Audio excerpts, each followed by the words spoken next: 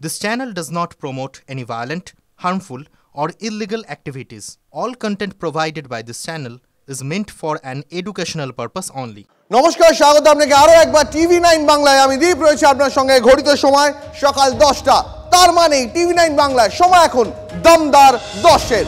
আর আজ আমার সঙ্গে এই বাংলার প্রতিটি জেলা থেকে আমাদের প্রতিনিধিরা তাদের গুরুত্বপূর্ণ খবরগুলি নিয়ে থাকবেন আগামী আধ ঘন্টা। আজ কোন কোন সহকর্মী আমার সঙ্গে রয়েছেন আসুন এক এক করে আপনাকে দেখাই। বিগ ওয়ালে আমার সঙ্গে রয়েছেন আমার 3 সহকর্মী। বীরভূমের শিউড়ি থেকে হিমাদ্রি রয়েছেন আমার সঙ্গে মুর্শিদাবাদ থেকে রয়েছেন কৌশিক, আমার সঙ্গে দীপঙ্কর রয়েছেন। সব বড় খবরে নজর রাখবো আগামী আধ ঘন্টা।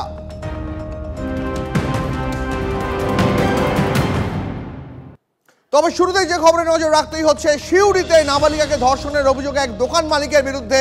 আর এই মুহূর্তে সেই দোকান মালিককে গ্রেপ্তারির দাবিতে শিউড়িতে তুলকালাম চলছে। ব্যবসায়ী দোকানে ভাঙচুর, আগুন লাগিয়ে দেওয়া হয়েছে রাস্তায়। পলাতক অভিযুক্ত প্রদীপ কীর্তনিয়া আর তাকে পুলিশ অবিলম্বে গ্রেপ্তার করুক, এই দাবিতে তার দোকানে ভাঙচুর চালাচ্ছে উত্তেজিত জনতা। আরো বিস্তারিত জানতে কথা বলবো আমার সহকর্মী হিমাদ্রি রয়েছেন আমার সঙ্গে। হিমাদ্রি, এই মুহূর্তে কি ছবি আমরা দেখতে পাচ্ছিলাম? এলাকায় উত্তেজনা রয়েছে, মানুষ কি বলছেন, তারা কি চাইছেন? দেখো, এই মুহূর্তে ছবিটা একেবারে পুলিশকে ঘিরে তারা বিক্ষোভ দেখাচ্ছেন। মানুষ চাইছেন যে এই যে দোকানের মালিক যেই মালিককে গ্রেপ্তার করা হোক, অবিলম্বে তাকে গ্রেপ্তার করা হোক। তিনি কিন্তু ইতিমধ্যেই পলাতক।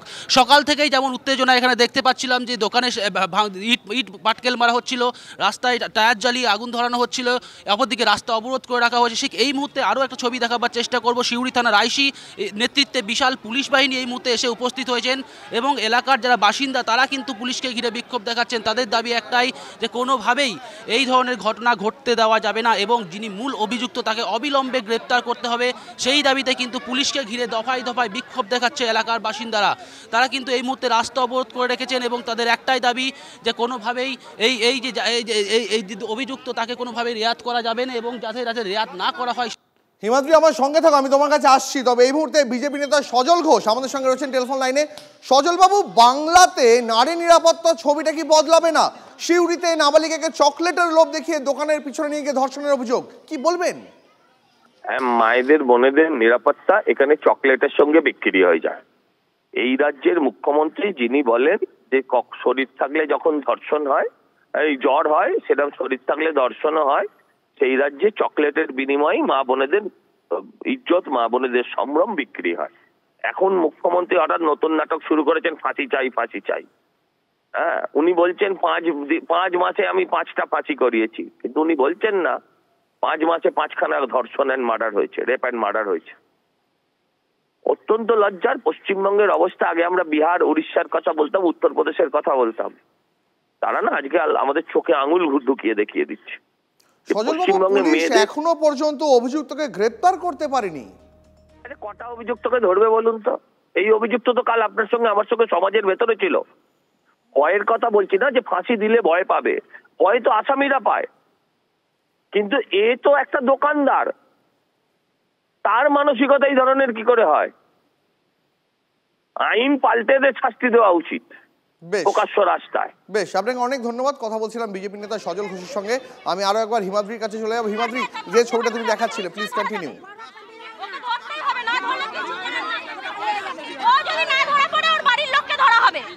কিছু করার নাই, ও যদি না ওই একটা ধরলে তো হবে না, ও জানে দাদাকে ধরে কি হবে।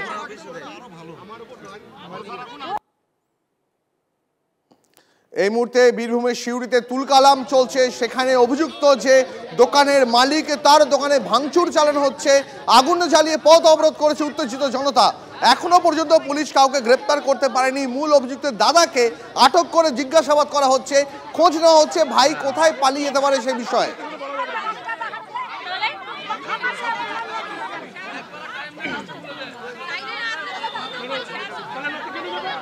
আমি আরো একবার হিমাদ্রির কাছে চলে যাবো। হিমাদ্রি, এখনো পর্যন্ত পুলিশ কি জানাচ্ছে? এখনো পর্যন্ত মূল অভিযুক্ত তাকে ট্রেস করার কাজ কত দূরে গিয়েছে? দেখো, পুলিশ যেটা বলছে যে আমরা যথাসম্ভব চেষ্টা করছি যত তাড়াতাড়ি সম্ভব সেই যে দুষ্কৃতী তাকে যে ব্যক্তি ধর্ষণ করেছে বলে অভিযোগ তাকে গ্রেপ্তারের চেষ্টা করা হচ্ছে পুলিশের পক্ষ থেকে। পুলিশের কিন্তু এমনটাই বক্তব্য, যদিও কিন্তু এখনও পর্যন্ত পুলিশের পক্ষে গ্রেপ্তার করা হয়ে ওঠা সম্ভব হয়নি। তার দাদাকে ইতিমধ্যে আটক করেছে এবং তার দাদাকে জিজ্ঞাসাবাদ করা হচ্ছে যে তার ভাই যে কোথায় রয়েছে সেই ব্যাপারে তিনি কিছু জানেন কিনা। সব মিলিয়ে কিন্তু এই মুহূর্তে এখনও পর্যন্ত কিন্তু অধরাই রয়েছে সেই মূল অভিযুক্ত। এখনও পর্যন্ত পুলিশের যেটা বক্তব্য যে আমরা চেষ্টা করছি, আমরা যত তাড়াতাড়ি সম্ভব সেই অভিযুক্ত ব্যক্তিকে আমরা গ্রেপ্তার করব, এমনটাই কিন্তু দাবি পুলিশের। এই মুহূর্তে সেই ছবি আমরা দেখতে পাচ্ছি। এই মুহূর্তে পুলিশের সঙ্গে কথা বলছেন উত্তেজিত জনতা। তারা দাবি করছেন যত দ্রুত সম্ভব মূল অভিযুক্তকে গ্রেপ্তার করতে হবে, এমনটাই দাবি নির্যাতিতার পরিবার, আত্মীয় এবং স্থানীয় বাসিন্দাদের।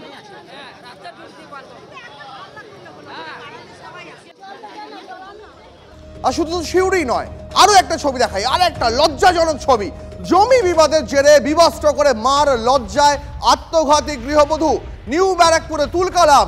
গৃহবধূর আত্মহত্যার পর এখনো পর্যন্ত এক প্রতিবেশীকে গ্রেপ্তার করতে পেরেছে পুলিশ, কিন্তু আরো অভিযুক্ত রয়েছে, এটাই দাবি স্থানীয়দের। কথা বলবো, আমার সহকর্মী দীপঙ্কর রয়েছেন আমার সঙ্গে। দীপঙ্কর, এখনো পর্যন্ত পুলিশ একজনকে গ্রেপ্তার করতে পেরেছে, কিন্তু আমি স্থানীয় বাসিন্দাদের বক্তব্য শুনছিলাম, তোমার বক্তব্য শুনছিলাম, তুমিও তো বলছিলে যে আরো অনেকেই ঘটনায় যুক্ত রয়েছে, এমনটাই মনে করা হচ্ছে। দেখো, নিহত গৃহবধূ তিনি একটা সুইসাইড নোট রেখে গেছেন। সেই সুইসাইড নোটে স্পষ্ট লেখা আছে যে তার স্থানীয় যারা রয়েছেন তারা যেভাবে তার উপরে অত্যাচার করেছেন, তার পোশাক ছিঁড়ে দিয়ে তাকে বিবস্ত্র করে যেভাবে মারধর করেছেন, তার পুলিশের কাছে গিয়ে তিনি গাফিলতির কথা বলেছেন। পুলিশের কাছে গিয়ে বারবার বলার পরেও তিনি যে সুরাহা, সেই সুরাহা পাননি, তার ফলেই কিন্তু আত্মহত্যা করেছেন। অর্থাৎ তাদের যারা এই অত্যাচার করেছে তাদের উপরে তাদের শাস্তি চাই, এই দাবি এই সুইসাইড নোটে উল্লেখ রয়েছে। সেই জায়গা থেকে পুলিশ এখনও পর্যন্ত কেন একজনকে গ্রেপ্তার করেছে, বাকিরা কোথায়, এই প্রশ্ন রয়েছে যেমন স্থানীয় মানুষের, যেমন ওই পরিবারের। তার সঙ্গে একটা প্রশ্ন উল্লেখ হচ্ছে যে জমি বিবাদের জেরে, যেটা প্রথমেই মিটিয়ে দিয়েছিল পুলিশ, অর্থাৎ পুলিশ বলল যে এই ঘটনা আপনারা মিটিয়ে নিন। এই কথা যখন পরিবারের তরফ থেকে বলছে, তারা যখন বাড়ি যান পুলিশের তরফে মিটিয়ে দেওয়া এবং পুলিশের বিরুদ্ধে অভিযোগ উঠে আসছে। তার কারণ পরিবারকে বলেছিল যে আপনারা মিটিয়ে নিন। এরপর বাড়ি গিয়ে তারপর ওই বিপক্ষ যারা তাকে জমি কেনার জন্য, বিক্রির জন্য বারবার প্রেশার করছিল, তারা গিয়ে মারধর করে, তারা গিয়ে আবার আক্রমণ করে। অর্থাৎ প্রথমে তারা মার খেলো, তারপর থানায় গেল, থানা থেকে বললো যে আপনারা মিটিয়ে নিন, তারা বাড়ি গেল, মিটিয়ে নিয়ে বাড়িতে যাওয়ার পর তাদেরকে আবার মারধর করা হলো। এরপর পরের দিন সকালবেলা আবার তাকে মারধর করা হয় ওই মহিলাকে, তার ফলেই কিন্তু ওই মহিলা আত্মহত্যা করেছেন। আপাতত অনেক ধন্যবাদ তোমাকে, অনেক ধন্যবাদ তোমাকে। বাংলায় মেয়েরা সুরক্ষিত নয়, মহিলাদের উপর অত্যাচার হওয়াটাই বাংলায় স্বাভাবিক ঘটনায় পরিণত হয়েছে। তার জন্য দায়ী মমতা বন্দ্যোপাধ্যায়ের সরকার। কটাক্ষ বিজেপি নেতা শঙ্কুদেব পণ্ডার। বাংলার মেয়েকে চাই বলে যিনি নির্বাচনে জিতে ক্ষমতায় এলেন, তার বাংলায় মেয়েরা যে সুরক্ষিত নয় সেটা আমরা খুব ভালো করেই জানি। এবং মহিলার উপর অত্যাচার হওয়াটা এখন স্বাভাবিক ঘটনায় পরিণত করেছেন মমতা বন্দ্যোপাধ্যায় এবং তার সরকার। জাস্টিস দেওয়া তো দূরে থাক, তারা আরও বেশি করে অত্যাচারিত হচ্ছে। এই বস্ত্র একজন মহিলার খুলে যায়নি, সারা বাংলার আত্মসম্মানের এবং সম্মানের এবং মহিলাদের সম্মানের বস্ত্র খুলে গেছে। আমরা নগ্ন হয়েছি। রাজ্য সরকার দুষ্কৃতীদের প্রশ্রয় দেয়, কটাক্ষ সিপিএম নেতা শতরূপ ঘোষের। পশ্চিমবাংলা একজন মহিলাকে যদি বিবস্ত্র করে তার উপর অত্যাচার করা হয়, প্রথম কথা হচ্ছে যারা এটা করছে তারা জানে যে আমাদের সরকার চলছে, দুষ্কৃতীদের নিজের সরকার চলছে, অতএব আমাদের কাউকে ভয় পেতে হবে না। ওই কদিন আগে যেটা দেখেছিলাম বেলঘরিয়া জয়ন্ত সিংয়ের মতো, যেখানে সেখানে এটা চাইলেই করা যায় মহিলাদের সঙ্গে। না, আরজিকর থেকে শুরু করে সন্দেশখালী থেকে শুরু করে অসংখ্য ঘটনা বাংলার মহিলাদেরকেও বুঝিয়ে দিয়েছে নিজেকে নিজের বাঁচিয়ে চলতে হবে। আর যদি এই নেকড়ে হায়নাগুলোর হাতে কখনো ধর্ষিত হতে হয়, কখনো লাঞ্ছিত হতে হয়, তাহলে মমতা বন্দ্যোপাধ্যায়ের সরকার সবসময় নেকড়ে হায়নাদের সঙ্গে থাকবে। যেরকম এরা সন্দীপ ঘোষের সঙ্গে থেকেছে, সঞ্জয় রায়কে প্রশ্রয় দিয়েছে, সেরকমভাবে মমতা বন্দ্যোপাধ্যায় সরকার যেহেতু চিরকালই নেকড়ে হায়নাদের সঙ্গে থাকবে, অতএব বাংলার একজন মায়ের তখন আত্মহত্যা করা ছাড়া বিচার চাওয়ার জন্য তার কাছে আর কোনো পথ খোলা থাকে না। এটাই বাংলার বাস্তবতা।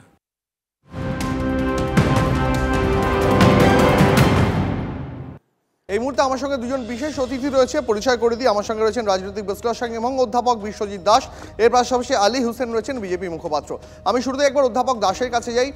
বিশ্বজিৎ বাবু, আমরা দেখতে পাচ্ছি 2026-এর ভোটের আগে একেবারে মুর্শিদাবাদের মাটিতে কোথাও একটা মন্দির মসজিদ রাজনীতিকে কি উস্কে দেওয়া হচ্ছে?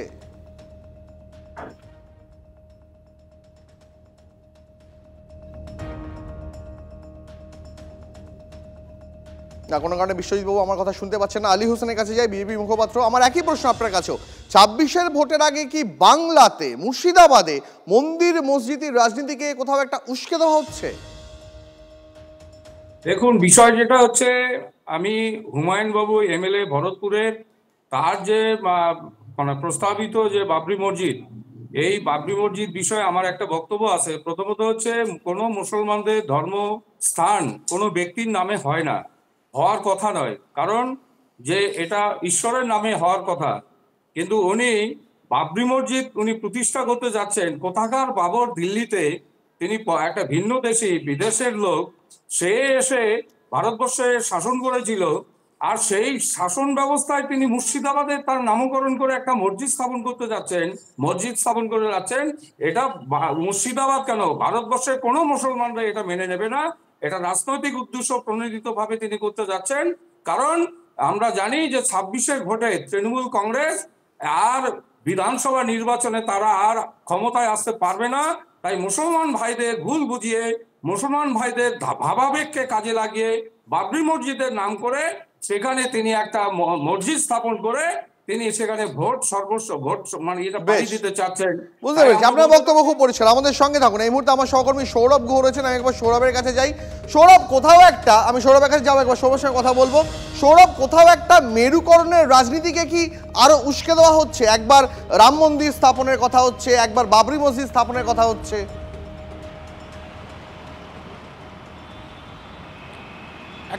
একেবারেই মেরুকরণের রাজনীতি, ধর্মীয় মেরুকরণের রাজনীতিকে আরও একবার 2026-এর বিধানসভা নির্বাচনের 1 বছর আগে থেকে কিন্তু তার একটা প্র্যাকটিস শুরু হলো। এবং খুব তাৎপর্যপূর্ণ যে সংখ্যালঘু অধ্যুষিত মুর্শিদাবাদ থেকে শুরু হলো সেই বিষয়টি।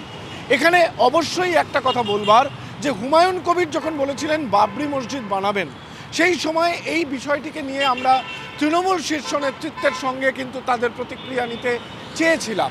তৃণমূল শীর্ষ নেতৃত্ব যেমন ফিরহাদ হাকিম বা কুণাল ঘোষ, তারা বলেছিলেন যে কেউ ব্যক্তিগতভাবে মন্দির মসজিদ বানাতেই পারেন। গতকাল যখন এই রাম মন্দির পূজনের আজকে যখন ভিত্তিপ্রস্তর নিয়ে কুণাল ঘোষকে সাংবাদিকরা জিজ্ঞাসা করেছিলেন, সেখানেও কিন্তু কুণালবাবু বলেছিলেন যে কেউ তার উপাসনা গৃহ বানাতেই পারে। অর্থাৎ হুমায়ুন কবির যেটা বলছেন ওটা ওনার ব্যক্তিগত কথা নয়, এটা একটা কোথাও ধর্মীয় মেরুকরণের যে একটা প্রসারিত জায়গা তৈরি হচ্ছে, হুমায়ুন কবির তার একটা পার্ট।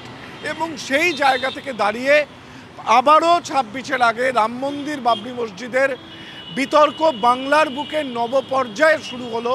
আজকে থেকে সেটা আরও একবার তীব্র মাত্রা ধারণ করবে। একেবারে সৌরভ, নজর রাখো। অনেক ধন্যবাদ তোমাকে।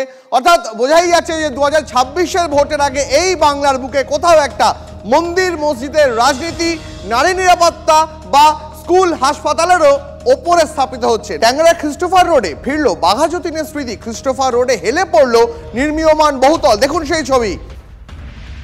এখনো বাড়ির ভিতরে নির্মাণ কাজ সম্পূর্ণ হয়নি। গতকাল কামারহাটিতে বাড়ি উঁচু করতে গিয়ে হেলে যায় বহুতল। আমার সঙ্গে আমার সহকর্মী সোমা রয়েছেন, আমি সরাসরি সোমার কাছে যাব। সোমা, ক্রিস্টোফার রোডেও বাঘা যতীনের স্মৃতি, আবারও নির্মীয়মান বহুতল হেলে পড়লো। ছবিটা দেখবো আর জানতে চাইবো কেন এমনটা হলো।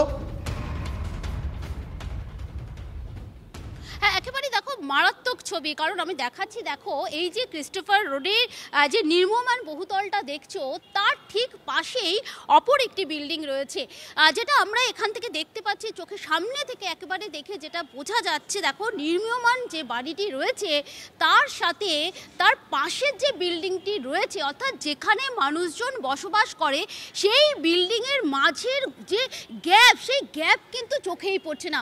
আমি যদি আমার ক্যামেরা পার্সন সূর্যেন্দুকে বলবো তুমি একটু ওপরের অংশটা দেখাও। দেখো দুটো বহুতলের মাঝখানে সেখানে কিন্তু এক হাতেরও ফারাক নেই। বুঝতেই পারছো, যেটা খালি চোখে দেখে যেটা মনে হচ্ছে যে নির্মীয়মান বাড়িটি সেটা কিন্তু সোজা রয়েছে, কিন্তু পাশের যে বাড়িটি তার সাথে কিন্তু যে দূরত্ব, এইভাবে একটা বহুতল বেঁকে গেল। দুটো মানে যে বহুতলের গায়ে বাড়িটা বেঁকে পড়েছে সেই বহুতলে তো বহু মানুষ থাকেন। তারা কি বলছেন, তারা কতটা আশঙ্কায় রয়েছেন? একেবারে একেবারেই দেখো, আমি ছবিটা তোমাকে আরেকবার দেখাই যে তুমিও যেটা বলছো যে এই বাড়িতে কিন্তু প্রচুর লোকজন থাকে, অর্থাৎ নির্মীয়মান যে বাড়িটি রয়েছে তার পাশে যেই বাড়িটিকে দেখে মনে হচ্ছে এই বাড়িটি একটি বাড়ি অপর একটি বাড়ির গায়ের সাথে একেবারেই লেগে গেছে। তারা কিন্তু বলছেন যে তারা কিন্তু আতঙ্কেই রয়েছেন। তার কারণ তারা বলছেন যে এই যে নির্মীয়মান বাড়িটি সেটা কিন্তু প্রায় অনেক দিন থেকে এখানে তৈরি হচ্ছে, কিন্তু তারা খুনাক্ষরে বুঝতে পারেননি যে এইভাবে বিল্ডিংটা একেবারেই একে অপরের গায়ে লেগে থাকতে পারে। এরকম যে একটা পরিস্থিতি হবে তারাও কিন্তু বুঝতে পারছেন না।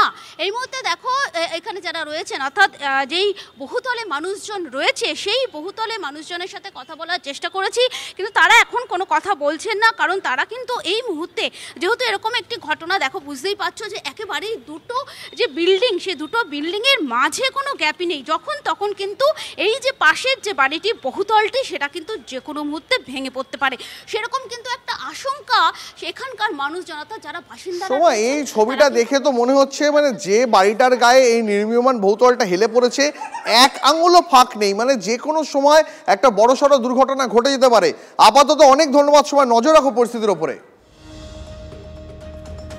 আর এই মুহূর্তে আপনাদের পাশাপাশি তিনটে ছবি দেখাই, মানে বাড়ি হেলে পড়ার যে ট্রেন্ড এই মুহূর্তে দেখা যাচ্ছে, বাঘাযতীন হোক, কামারহাটি হোক বা একদম লেটেস্ট ট্যাংরা, সেখানে ক্রিস্টোফার রোড 58 নম্বর ওয়ার্ড, সেখানেও একই ছবি।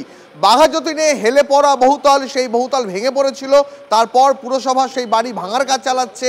কামারহাটিতে বাড়ি উঁচু করতে গিয়ে বহুতল বেঁকে গেছে, সেই ছবি দেখাচ্ছি।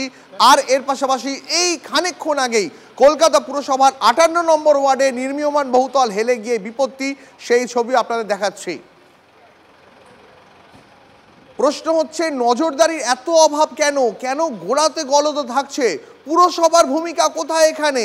একটা বহুতল তৈরি হচ্ছে, সেখানে সেই বহুতল তৈরি হওয়ার আগেই, মানে সম্পূর্ণ তৈরি হওয়ার আগেই সেই বহুতল বেঁকে যাচ্ছে পাশের আরেকটা নির্মীয়মান বহুতলের ওপরে।